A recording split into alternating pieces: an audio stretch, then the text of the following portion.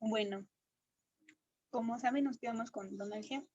Entonces, a partir del año 1950 a 1961, se realizaron varios trabajos e investigaciones partiendo de la idea de los dos autores ya mencionados.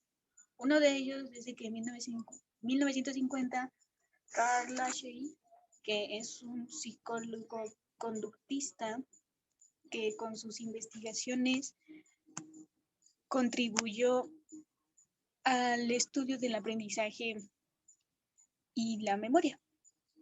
Entonces, esto junto con las redes mencionan que en sus series de ensayos encontró que la información no era almacenada de forma centrada en el cerebro, sino que era distribuido encima de él. Entonces, con esa idea, en 1956 se llevó a cabo el Congreso de Dartmouth. En esta conferencia se discutió la lógica teórica desarrollada por autores como Marvin Minsky, John McCarthy y Shannon. Fue considerado como el primer programa de inteligencia artificial y usada para posteriores investigaciones. Este congreso, en otras palabras, frecuentemente se menciona para indicar el nacimiento de la inteligencia artificial. Entonces, en 1957,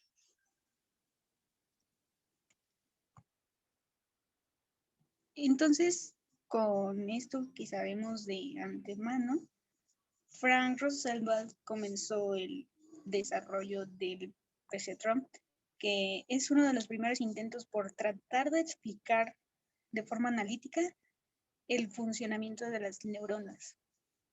Antes de Alan Turing, en 1943, Rosenberg desarrolló un modelo matemático simple de neuronas basado en una regla de corrección y error.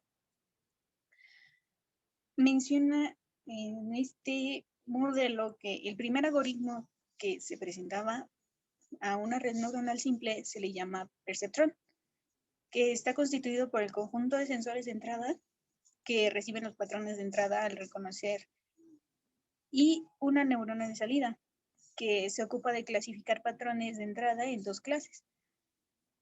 Número 1, activado, desactivado 0. Rosenberg escribió en New York Times en 1958 que el perceptrón es como un embrión de un ordenador electrónico que espera poder caminar, escribir, hablar y tener conciencia de su propia existencia. Entonces, en otras palabras, este modelo era capaz de generalizar, o sea, es decir, después de haber aprendido una serie de patrones, podría reconocer otros similares, aunque no se lo hubieran presentado en el entrenamiento. Como se mencionó, era una regla de corrección-error, hasta que por automático la máquina sepa hacer poco a poco su propia conciencia. Sin embargo, tenía una serie de limitaciones. Por ejemplo, una de ellas era su incapacidad para resolver problemas y en general era incapaz de clasificar clases no separables, literalmente. Entonces, en 1957, el mismo autor, Rosenberg, creó los principios de la neurodinámica. Menciona en este libro que bajo ciertas condiciones el aprendizaje del perceptrón convergía hacia el estado finito.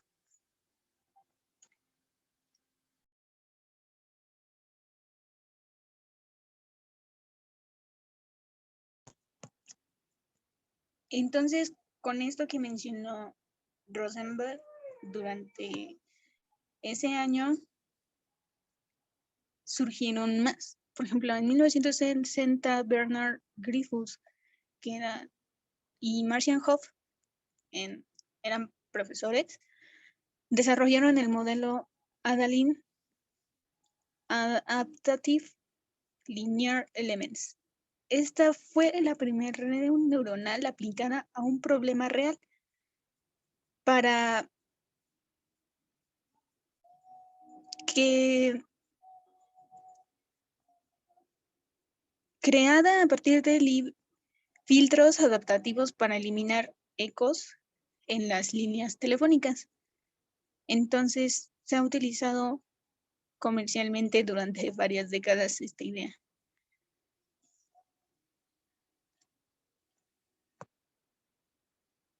Entonces, ya para 1969, Marvin Minsky y Seymour Papert, en ese año casi se produjo como una muerte, entre comillas, de las redes neuronales, ya que Minsky y Papert probaron matemáticamente que el perceptrón no era capaz de resolver problemas relativamente fáciles, tales como el aprendizaje de una función no lineal. Esto demostró que el perceptrón era muy débil, dado que las funciones no lineales son extensamente empleadas para la computación.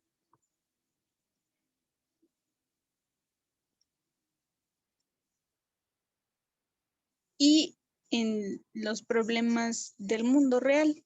Entonces fue cuando en 1974 Paul Werbos desarrolló la idea básica del algoritmo de aprendizaje de propagación, o sea que va hacia atrás, backpropagation, cuyo significado quedó definitivamente aclarado entre 1985 a 1977 por Stephen Goldberg, ya que él creó la teoría de resonancia adaptada, que es una arquitectura de red que se diferencia de todas las demás previamente ya inventadas, la misma que simula otras habilidades del cerebro, como la memoria tanto a largo plazo como al corto plazo. Entonces, en 1985, John Hopkins provocó el renacimiento de las redes neuronales con su libro Computación neuronal de decisiones de problemas de optimización. En 1986, David Rumelhart Hinton redescubrieron el algoritmo de aprendizaje de propagación hacia atrás formulada por Werbos a partir de 1986. Entonces, esto fue un panorama alentador con respecto a los trabajos que se realizan y publican cada año. Las aplicaciones nuevas que surgen, sobre todo en la área de control, y las empresas que lanzan al mercado productos nuevos, tanto como en hardware como software, y sobre todo para simulación. Como observar, entonces existen numerosas formas de definir a las redes neuronales, desde las más cortas y genéricas hasta las más explícitas y detalladas. Para explicarlo, por ejemplo, algunos de estas definiciones son de que es como una nueva forma de computación inspirada en modelos biológicos, como lo planteaban diversos autores anteriormente, que una máquina pueda ser capaz de crear su propia conciencia como lo haría un humano. Otro concepto podría ser que es como lo planteaba Rosenwald, un modelo matemático compuesto por un grande número de elementos procesales organizados en niveles. Otro concepto puede ser que es aquel sistema de computación compuesto por un gran número de elementos simples, pero que a su vez estos elementos están muy interconectados, los cuales pueden procesar información por medio de su estado, que es dinámico, como respuesta a entradas externas. Como se puede observar, hay muchos y distintos conceptos para la red neuronal, pero no cambian la esencia de que quieren averiguar si es que una máquina puede llegar a pensar como lo haría un humano. Con esto de antemano, como pudimos observar anteriormente, existen limitaciones en investigaciones. Esto no deja de lado que existan algunas ventajas que ofrece la red neuronal. Por ejemplo, puede tener la capacidad de aprender a realizar tareas basadas en un entrenamiento o ya en una experiencia inicial, como lo haría cualquier ser humano. Esto se le llama como aprendizaje adaptativo. La autoorganización no consiste en que una red neuronal puede crear su propia organización o representación de la información que recibe mediante una etapa de aprendizaje. La tolerancia a fallos quiere decir que la destrucción parcial de una red conduce a una degradación de su estructura. Sin embargo, algunas capacidades de la red se pueden retener e incluso sufriendo un gran daño. También otra ventaja es de que pueden tener operación en tiempo real. Indica que los cómputos neuronales pueden ser realizados en paralelo. Para esto se diseñan y fabrican máquinas con hardware especial para obtener esta capacidad.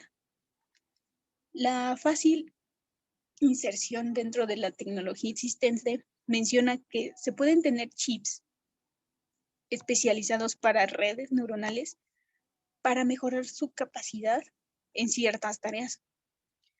Esto facilitará la integración en los sistemas existentes. Entonces, visto que una red individual puede ser entrenada para desarrollar una única tarea y muy bien definida con las herramientas computacionales no tipo PC, una red puede ser entrenada, comprobada y verificada de forma rápida a una implementación de hardware de bajo costo o coste.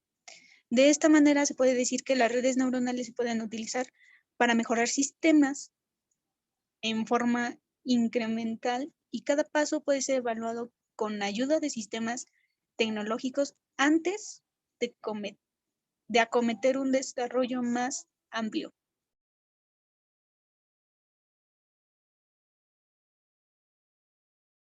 Ahora, con esto de antemano, existen elementos básicos que componen una red neuronal. En la siguiente imagen podemos observar lo que es un esquema de una red neuronal artificial que está constituida por neuronas interconectadas y arregladas en 3 capas. Los datos ingresan a partir de la capa de entrada, que se llama, ahí como pueden observar, input layer. Entonces, se llama la capa de entrada, que a su vez pasan por la capa oculta y salen por la capa de salida. Cabe mencionar que la capa oculta puede estar constituida por varias capas. Como primera función, tenemos la función de la entrada. Es en donde la neurona trata a muchos valores de entrada como si fueran uno solo. Esto recibe el nombre de entrada global. Aquí los valores de entrada se multiplican por los pesos anteriormente ingresados a la neurona. Algunas de las funciones de entrada más comunes son sumatoria de entradas pesadas, que es la suma de todos los valores de entrada a la neurona multiplicados por sus correspondientes pesos. La productoría de entradas pesadas, que es el producto de todos los valores de entrada a la neurona multiplicado nuevamente por sus correspondientes pesos. Y un máximo de las entradas pesadas. Aquí solo se toma en consideración el valor de la entrada más fuerte, que es previamente ya multiplicado por su peso correspondiente. Ahora, la función de activación consiste en como ya se vieron en explicaciones anteriores, las neuronas biológicas también tienen un estado de activación al estar activo o inactivo. Entonces, las neuronas artificiales no son una excepción. Estas también tienen diferentes estados de activación y algunos de ellos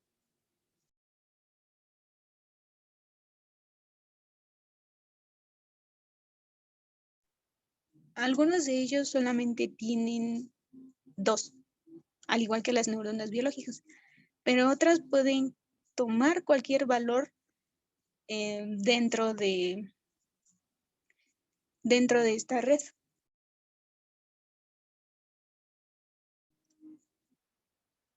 Entonces quiere decir que cada capa que conforma la red neuronal tienen una función de activación que le permitirá reconstruir o predecir algún resultado.